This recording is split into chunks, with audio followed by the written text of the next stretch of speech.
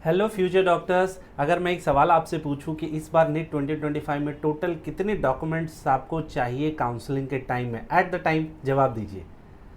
मुझे पता है शायद रिमेंबर ना हो, या फिर हम लोग जब सारी चीज़ें हो जाती है, रिजल्ट आ जाती है, उसके बाद जब हमारे एडमिशन्स का टाइम है तो फिर हम डॉक्यूमेंट अरेंज करने जाते हैं और उस सूरत में हमसे बहुत सारे ऐसे इंपॉर्टेंट डॉक्यूमेंट्स होते हैं जो छूट जाता है। तो मैं आज आपको बताने जा रहा हूँ। मैं मुकेश, जनरेशन एक शिक्षा समाधान में, जहाँ पे हम लोग पिछले 15 सालों से गिरे काउंसलिंग के फील्ड में हैं, जहाँ पे लास्ट ईयर हम लोग ने बहुत सारे नेट के जो एस्पिरेंट बच्चे थे उनको मेडिकल, बीडीएस, डेंटल, आयुर्वेदिक में बहुत जगह पे अच्छे टॉप से टॉप कॉलेजेस में एडमिशन में उनको हेल्प करा था। तो आज हम लोग डिस्कस करने वाले वो इंपॉर्टेंट 16 डॉक्यूमेंट, राइट, 16 डॉक्यूमेंट आपको चाहिए होते हैं अपने नेट में। आप जिस भी स्टेट में अगर आप जा रहे हैं तो अपने ये 16 डॉक्यूमेंट से एक फ़ाइल आप बना लीजिए, क्योंकि हर कॉलेजेस में बहुत सारे ऐसे कॉलेजेस होते हैं जहाँ पे आपको फ़ाइल सबमिट करनी पड़ती है। तो जो एक फ़ाइल जैसी आती है, मैं आपको फ़ोटो भेज रहा हूँ, आप वो उस फाइल में अपना सारा डॉक्यूमेंट को अरेंज करके रखो और ऐसा 2-3 सेट अपना बना ले, ताकि आगे चल के आपको दिक्कत ना हो। ठीक है, तो पहले इंपॉर्टेंट डॉक्यूमेंट में अगर हम लोग आज डिस्कस करेंगे, that is 10th and 12th marksheet और पासिंग सर्टिफिकेट। अगर आपके पास पासिंग सर्टिफिकेट है तो भी हो जाएगा, लेकिन 10th एंड 12th की मार्कशीट और पासिंग सर्टिफिकेट, क्योंकि ऐसे बहुत सारे बच्चे हैं जो अभी 12th दे के रिसेंटली निकले हैं, या फिर अगर उन्होंने 10th की अपनी पासिंग सर्टिफिकेट स्कूल से नहीं ली है तो आज जाके अपना 10th का पासिंग सर्टिफिकेट ले ले और 12th का भी जाके अपने स्कूल से अपना कलेक्ट कर ले, क्योंकि अभी हम लोग मई में हैं, अभी आपके पास बहुत समय है। होता है क्या है कि हम लोग लास्ट मोमेंट पे जागरूक होते हैं, क्योंकि वी आर इंडियन, हमें पता है थोड़ी सी लास्ट मोमेंट में सब थोड़ा ज़्यादा ये हो जाते हैं। तो अभी से आपके पास समय, जो जो डॉक्यूमेंटेशन नहीं है वो अभी से आप प्रिपेयर करना शुरू करें, ताकि एट द टाइम जब रिजल्ट आउट हो जाता है, जब काउंसलिंग में पार्टिसिपेट करना, तो आपके पास पूरी फाइल सबमिटेड और आपको टेंशन लेने की जरूरत नहीं। तो पहला इंपॉर्टेंट डॉक्यूमेंट 10th और 12th की मार्कशीट या पासिंग सर्टिफिकेट होना चाहिए, जो या तो वो आपके डिजी लॉकर में अवेलेबल होगा, आप वहाँ से भी डाउनलोड कर सकते हो। दूसरा, टीसी और स्कूल लीजिंग सर्टिफिकेट, या फिर आपकी लास्ट जो माइग्रेशन आप जिस यूनिवर्सिटी से आपने लिया। जैसे ऐसे बहुत सारे स्टूडेंट्स हैं जो जो बैक जिनका लग जाए, जो ड्रॉप आउट स्टूडेंट है, या फिर जो लोग जिन्होंने ग्रेजुएशन में एडमिशन ले लिया है 2-3 साल के बाद वो नेट की तैयारी कर रहे हैं। तो जो भी आपका स्कूल टीसी और जो आपका स्कूल लिविंग सर्टिफिकेट जो लास्ट क्वालिफिकेशन होता है, अगर जो बच्चे 12 के बेसिस पे जा रहे हैं उनके लिए तो वही होगा, लेकिन अगर जो बच्चे ड्रॉप आउट है और किसी यूनिवर्सिटी में उन्होंने एडमिशन ले लिया तो वहाँ का लास्ट जो उनका सर्टिफिकेट होगा, अटेंडेंट जो लास्ट लेते हैं वो अपने साथ उनको ज़रूर रखिए। तीसरा, डोमिसाइल सर्टिफिकेट होना चाहिए। मोस्टली ये स्टेट कोटा में की रिक्वायरमेंट होती है, लेकिन हर बच्चे अपने स्टेट में ज़रूर फाइट करते हैं। तो अभी से आप अपना जो भी अपना जो डोमिसाइल के जो सर्टिफिकेट है वो ज़रूर बनवा के रखें, एक फाइल में ज़रूर सबमिट करें।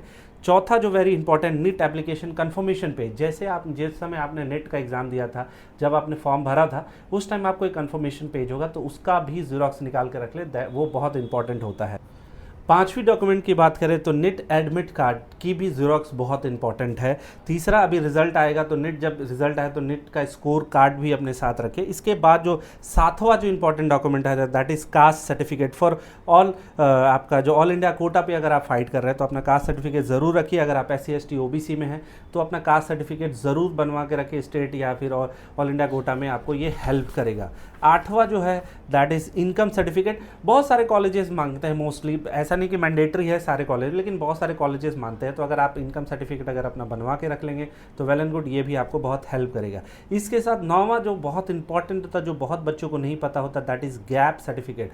Gap certificate in the sense कि आपने जैसे मान लीजिए आपने ड्रॉप किया 2-3 साल आपके ड्रॉप हो गए, या फिर आप लिए, तो इन 2 सालों में आपने क्या करा, आपने कोई क्रिमिनल एक्टिविटी में तो नहीं थे, या फिर आप इसको कैसे जस्टिफाई करेंगे। तो आप किसी भी 50-100 रुपये में आपकी जो गैप एफिडेविट होती है कोर्ट से आप अपना बनवा लें, और एक गैप सर्टिफिकेट की डॉक्यूमेंटेशन आप अपने साथ ज़रूर रखें। 10वां, 8 पासपोर्ट साइज़। ये ध्यान रखें कि वो सेम फ़ोटो होनी चाहिए जो फ़ोटो आपने नेट के फॉर्म पे आपने भरा है। तो सेम फ़ोटो, दोनों अलग अलग फ़ोटो नहीं होनी चाहिए, नहीं तो फिर आपको दिक्कत होगी।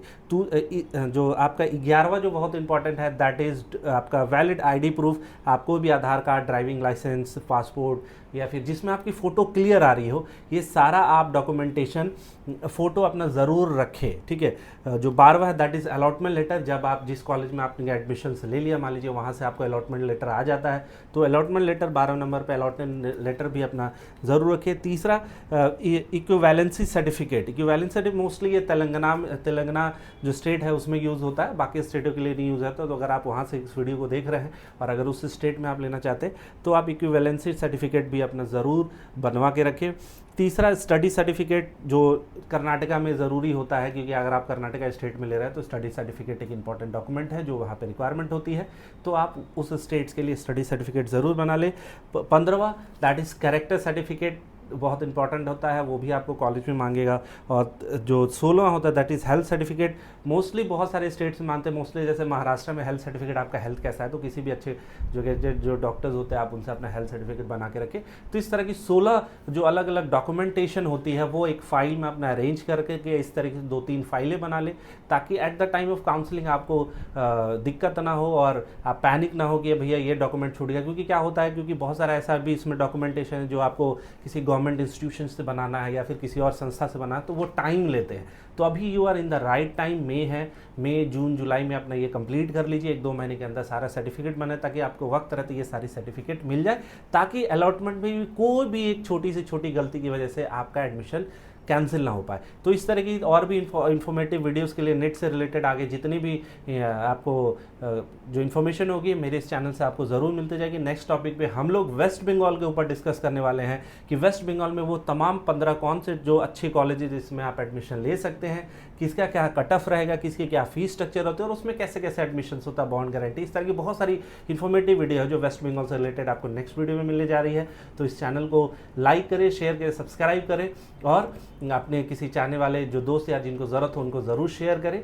तब तक के लिए thanks for watching and stay connected.